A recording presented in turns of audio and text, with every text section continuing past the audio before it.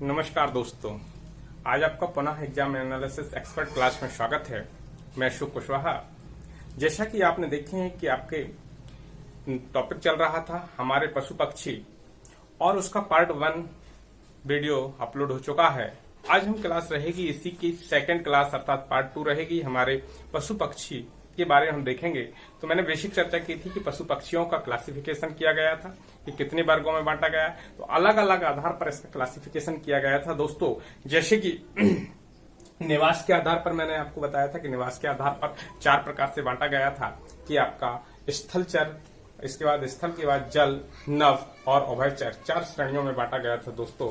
और इसके बाद जलवायु के आधार पर भी 2 भागों में बांटा गया था। गर्म जलवायु में रहने वाले जंतु अर्थात पशु पक्षी और आपके ठंडे अर्थात शरद ऋतु में रहने वाले, शरद मौसम में रहने वाले जलवायु में रहने वाले पशु पक्षी। इसके बाद तीसरे पार्ट में भी बांटा गया समानता के आधार पर अर्थात प्राकृतिक समानता के आधार पर एनाइमा और एनेमिया करके 2 भागों में बांटा गया था, अर्थात जिसमें लाल रक्त कण का अभाव होता है और जिनमें लाल रक्त कण की उपस्थिति होती है दोस्तों। इसके बाद चौथा मैंने बताया था कि ब्रह्मांड में भी यदि संपूर्ण जीव जंतु जगत को यदि बात कही जाए कि कितने भागों में बांटा गया दोस्तों, तो 2 भागों में बांटा गया था। एक था कशेरुकी और एक था अकशेरुकी। कशेरुकी जिनमें रीढ़ की हड्डी उपस्थित होती है और जिनमें रीढ़ की हड्डी उपस्थित नहीं होती है उन्हें अकशेरुकी कहती है। इसका डिस्क्रिप्शन बहुत जल्द आप पार्ट 1 वीडियो देखेंगे तो इसकी डिटेल जानकारी मिलेगी। और इसी को आगे बढ़ाते हुए हमने चर्चा की थी कि हमारे पशु पक्षी और हमारे पशु के अंतर्गत अभी पशुओं के बारे में चर्चा चल रही थी, जिसमें हमने दूध देने वाले पशुओं की चर्चा कर चुके थे दोस्तों। इसमें सारे पशुओं की बात हो चुकी थी,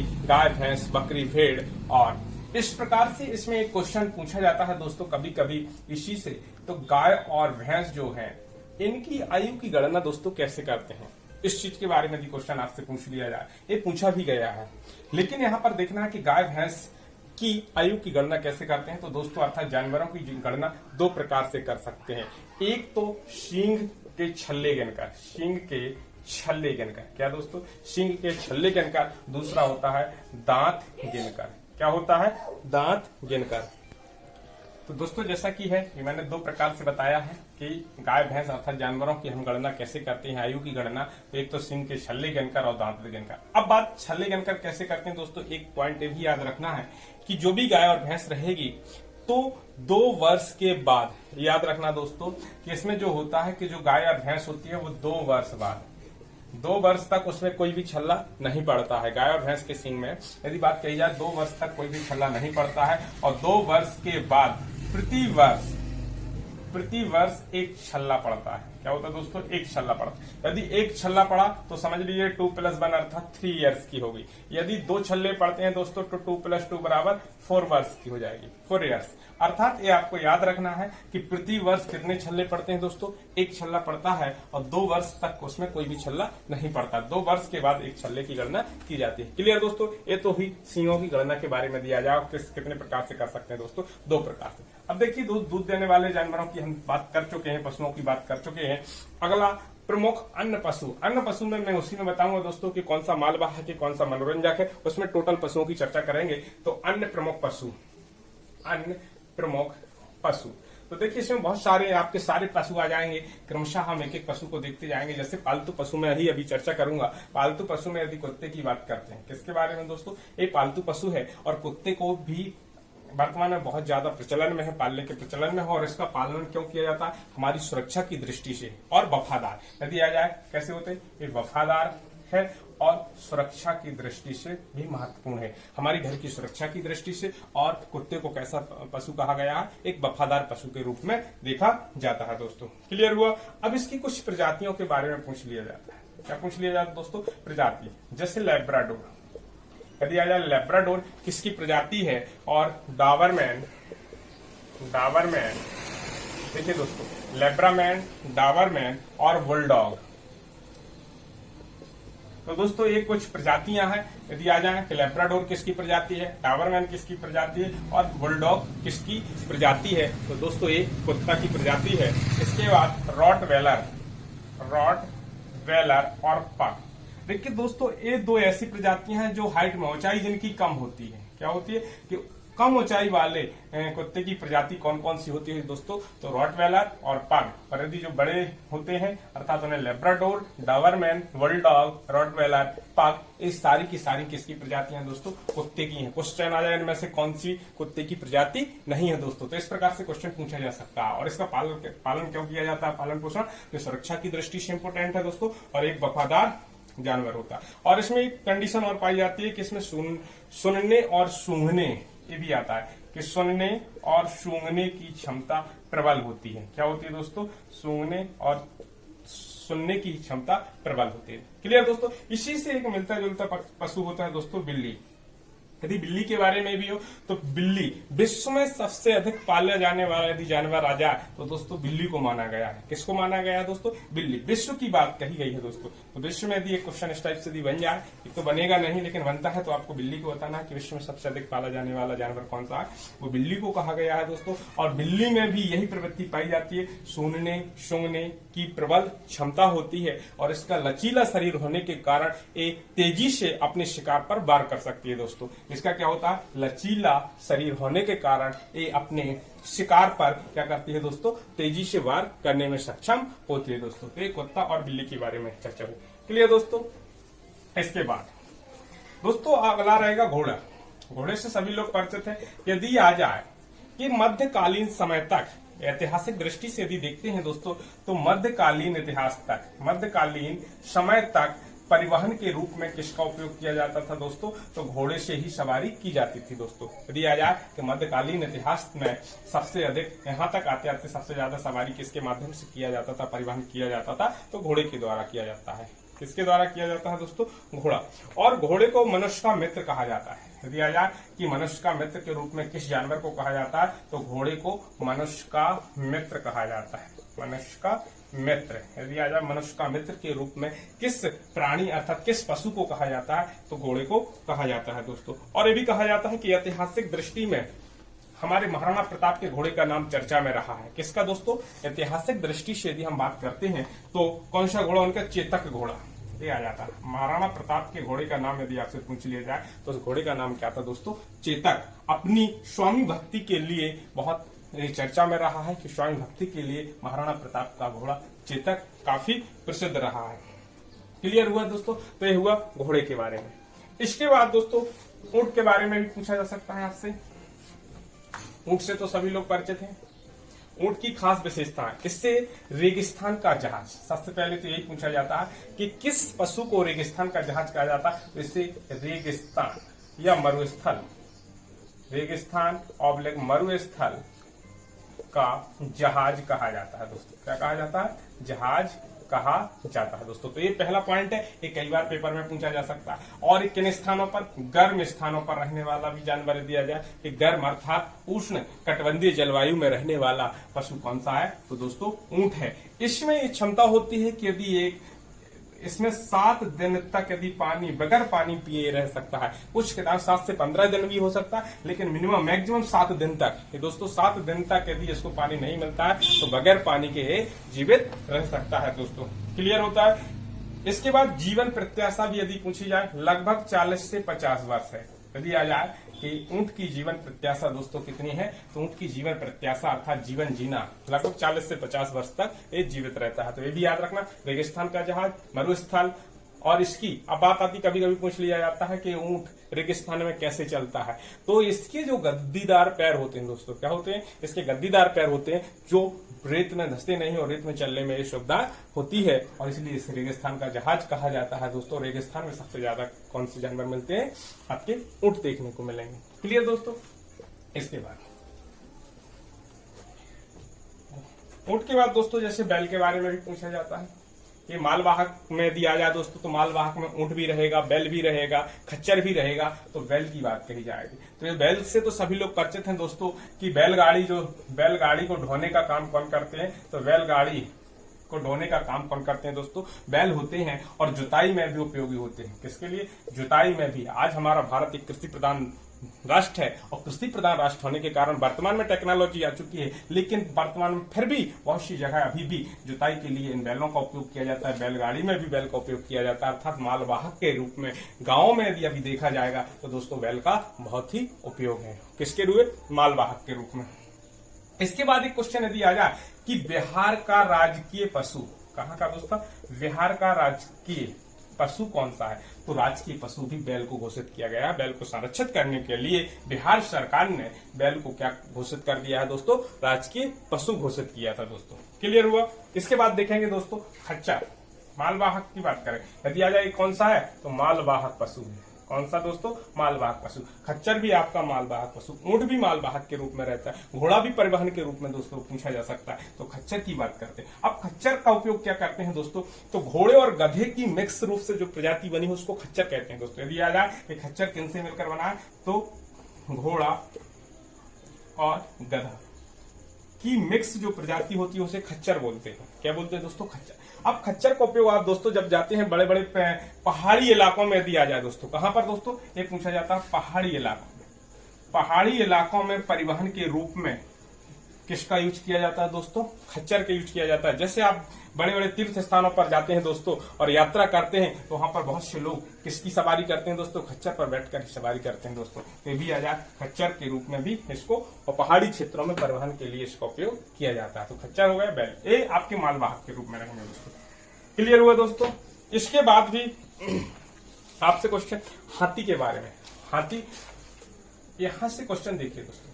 हाथी भी कैसा है? जंगली जानवर भी है, पालतू भी है, और प्रोजेक्ट टाइगर रिजर्व में भी इनकी संख्या बहुत अधिक देखी गई है। अभी हाल ही में केरल की एक घटना भी बहुत रही है कि एक हाथी का शिकार हो जाने के कारण, हाथी के शिकार हो जाने के कारण ये चर्चा काफी रही है। वहां की वन विभाग की टीम ने इस पर काफी एक्शन लिया।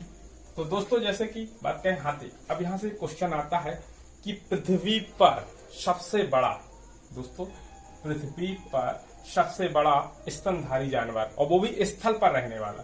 पृथ्वी पर तो बात आ जाती तो व्हेल की बात कही है, लेकिन पृथ्वी पर स्थल पर, सीधा ये रखिए, पृथ्वी न करके दोस्तों स्थल याद रखिए। स्थल पर रहने वाला सबसे बड़ा स्तनपायी जीव, स्तनपायी जानवर कौन सा है दोस्तों? वो हमारा हाथी है दोस्तों। तो एक पहला क्वेश्चन तो ये रहेगा, स्थल पर रहने वाला सबसे बड़ा स्तनपायी। यदि पृथ्वी की बात कही जाएगी तो व्हेल की बात कही जाएगी। किसकी बात कही जाएगी दोस्तों? व्हेल की बात कही जाएगी।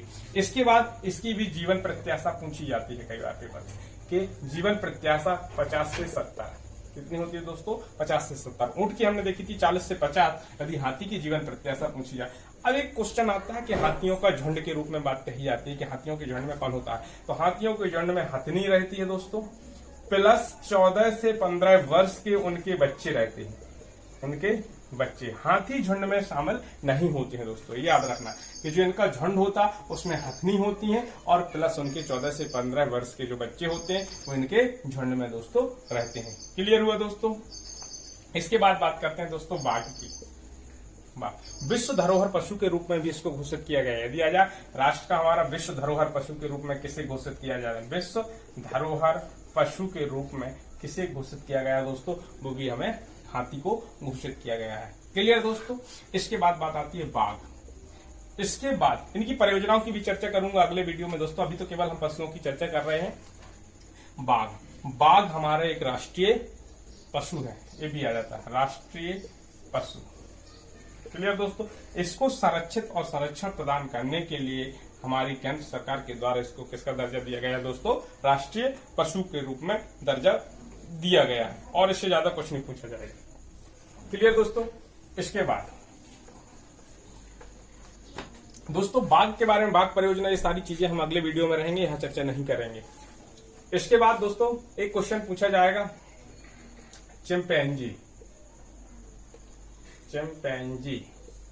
अब चिंपैंजी के बारे में भी आता है कि यह सबसे होशियार जानवर है। यदि आ जाए सबसे होशियार जानवर दोस्तों कौन सा है, तो ये है सबसे होशियार जानवर होता है। क्या होता है दोस्तों? होशियार जानवर। यदि आ जाए कि सबसे होशियार जानवर कौन सा है दोस्तों? चिंपैंजी है, और ये लगभग 3 से लेकर 80 तक के समूह में एक साथ रहते हैं। यदि चिंपैंजी रहते हैं तो कम से कम 3 और अधिक से अधिक 80 तक के समूह में ये विचरण करते हैं दोस्तों, चिंपैंजी की बात कही जाए।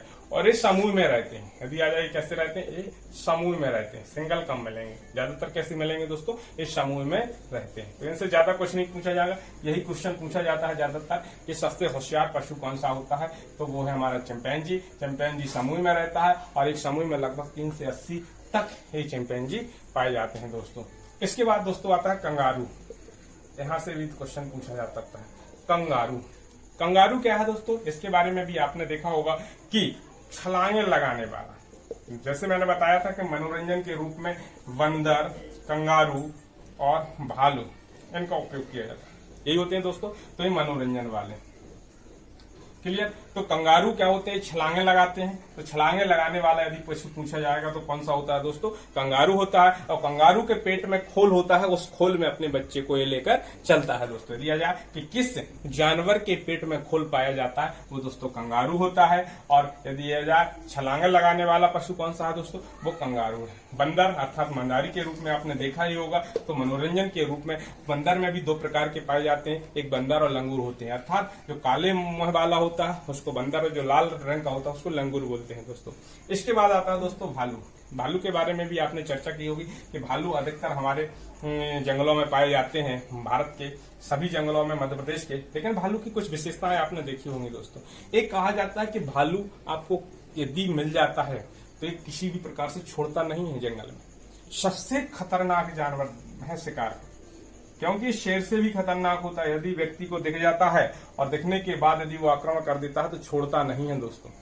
एक कहावत भी है कि पेड़ पर भी नहीं बच्चे को, क्योंकि ये पेड़ पर क्या करता है, उल्टा चढ़ता है दोस्तों।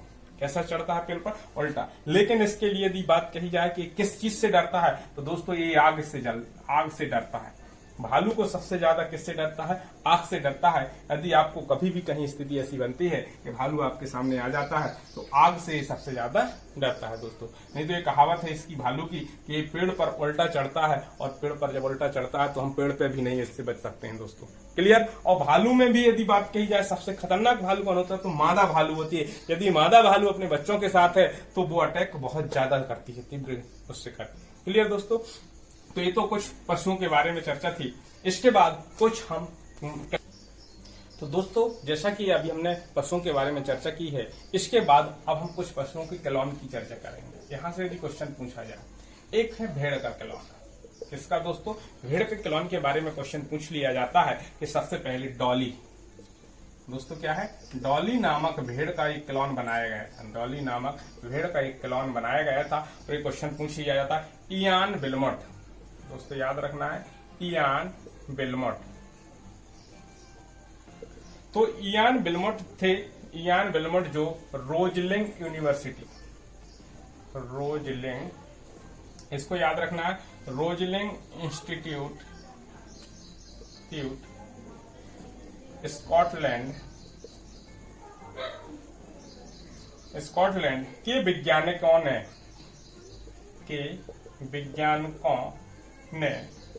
5 जुलाई 1996, देखिए दोस्तों ये पॉइंट इंपोर्टेंट पेपर की दृष्टि से, कि सबसे पहले यदि बात की जाए कि डॉली नामक भेड़ का एक क्लॉन तैयार किया गया था दोस्तों, और वो किनके द्वारा, इयान विल्मोट ने, जो रोजलिंग इंस्टीट्यूट स्कॉटलैंड के वैज्ञानिक ने 5 जुलाई 1996 को सबसे पहले एक वयस्क भेड़ के रूप में यदि आ जाए तो डॉली नामक क्लॉन का निर्माण किया गया था दोस्तों। एक क्वेश्चन ये पूछा जाए। सेकंड एक क्वेश्चन पूछा जा सकता है दोस्तों नूरी के बारे में। एक नूरी पश्मीना कौन है दोस्तों, नूरी पश्मीना है। इससे जम्मू कश्मीर अर्थात जम्मू विश्वविद्यालय, कौन सा दोस्तों, जम्मू विश्वविद्यालय।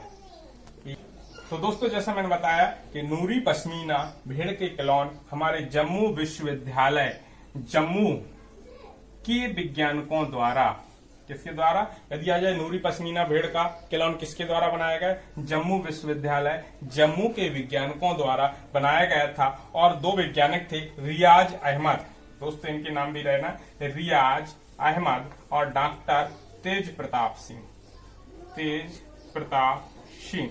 के द्वारा नूरी पश्मीना भेड़ का भी क्लोन तैयार किया गया। तो भेड़ के 2 क्लोन, डॉली और नूरी पश्मीना। नूरी का यानी बिलमट थे, जो रोजलिंग इंस्टीट्यूट स्कॉटलैंड के वैज्ञानिकों ने कब किया गया था? 5 जुलाई 1996। यदि नूरी पश्मीना का यदि आजा किस विश्वविद्यालय के द्वारा किया गया था? जम्मू विश्वविद्यालय, जम्मू के द्वारा रियाज अहमद और डॉक्टर तेज प्रताप सिंह के द्वारा इसका क्लोन बनाया गया था। दोस्तों क्लियर हुआ? इसके बाद दोस्तों फिर भैंस के क्लोन के बारे में भी चर्चा की जाती है कि विश्व में पहला भैंस का जो एक क्लोन तैयार किया गया था दोस्तों, यदि ये पूछ लिया जाए कि विश्व में सबसे पहले भैंस का एक क्लोन जो तैयार किया गया था, अर्थात पाड़े का क्लोन बनाकर तैयार किया गया था, वो भी कब किया गया था? फरवरी 2009 में। यदि आज विश्व का पहला पाड़े अर्थात पाड़े का क्लोन बनाकर कब तैयार किया गया था? 2009 में तैयार किया गया था। परंतु इसकी चर्चा इसलिए कम होती क्योंकि ये उसके जस्ट बाद निमोनिया की बीमारी के द्वारा इस पाड़े की मृत्यु हो गई थी। इस कारण यह चर्चा में, लेकिन परंतु उसके बाद गरिमा नामक भैंस, गरिमा फिर एक भैंस की ही क्लोन तैयार किया गया था, उसका नाम रखा गया था गरिमा। भैंस की बच्ची अर्थात बछड़ा कह सकते हैं, भैंस की बछड़ी। ये पड़ा था, ये बछड़ा था। भैंस का जो बछड़ा था, इसको विश्व की नई विकसित तकनीक करनाल हरियाणा द्वारा, ये याद रखना, किसके द्वारा दोस्तों? करनाल हरियाणा के द्वारा 6 जून 2009 को, कब दोस्तों?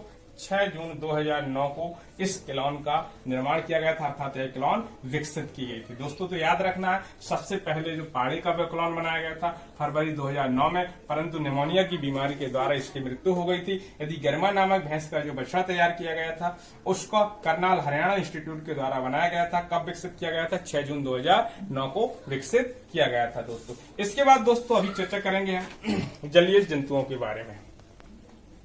दोस्तों अब जलीय जंतुओं के बारे में चर्चा करेंगे, और जलीय जंतुओं में हमने देखा था मछली, मेंढक, मगरमच्छ, घड़ियाल इत्यादि। इसके अलावा जल में रहने वाले समस्त जीव। तो दोस्तों मछली की बात करते हैं।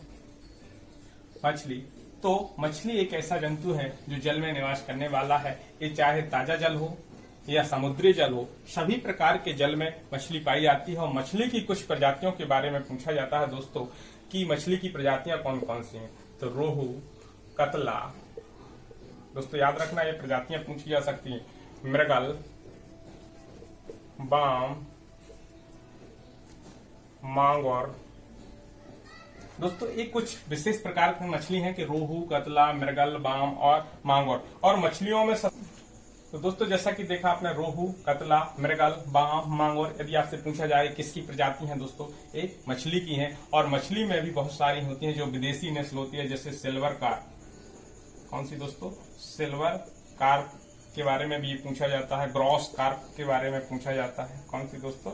Gross carp. लेकिन क्वेश्चन यदि ये भी पूछा जाए कि सबसे तेजी से वृद्धि करने वाला दोस्तों क्या होता है? कतला, तेजी से वृद्धि करने वाला।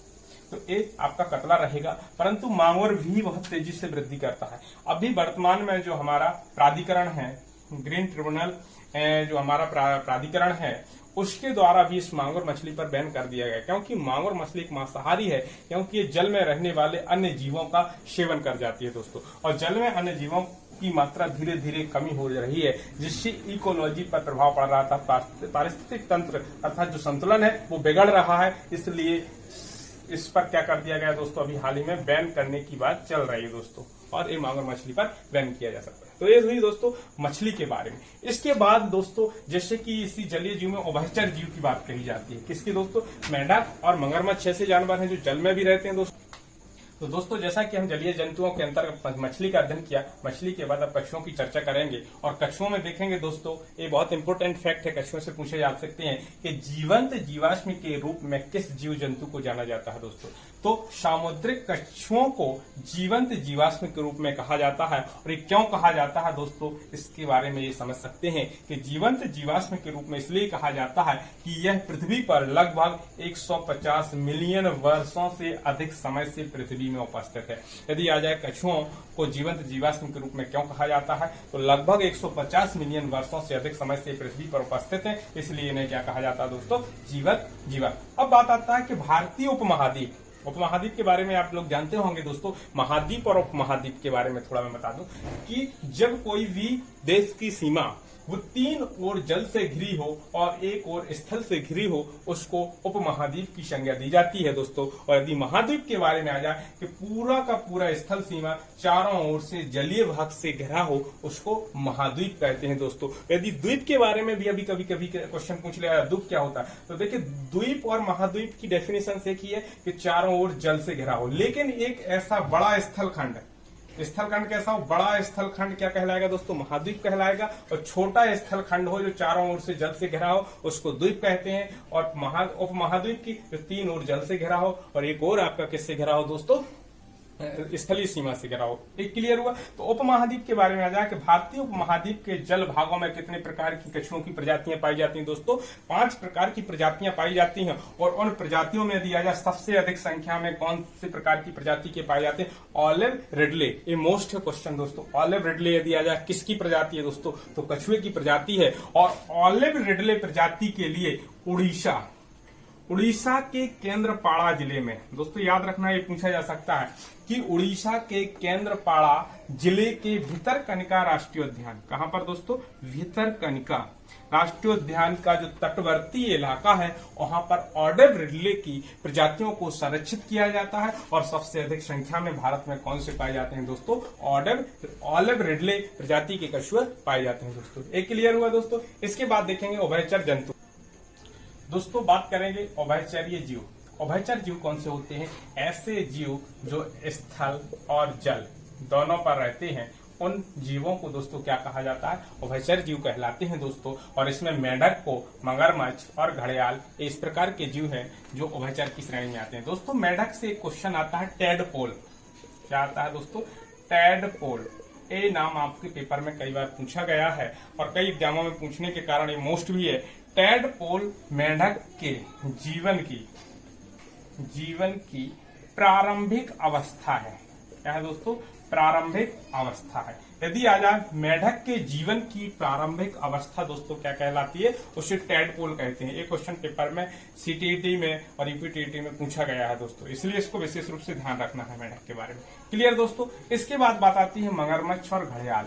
ये भी दोस्तों कैसे है कि उभयचरीय जीव है और मगरमच्छ और घड़ियालों का भी बृहद रूप से संरक्षण किया जाता है। उड़ीसा में ही भितरकनिका राष्ट्रीय उद्यान में मगरमच्छ और घड़ियालों का संरक्षण किया जाता है। यदि हम मध्य प्रदेश की बात करें दोस्तों, कहां पर, मध्य प्रदेश। और मध्य प्रदेश के दिया जाए किन अभ्यारण्यों में इनका संरक्षण किया जाता है, घड़ियालों का संरक्षण किया जाता है, तो दोस्तों एक बात याद रखना, सोच के।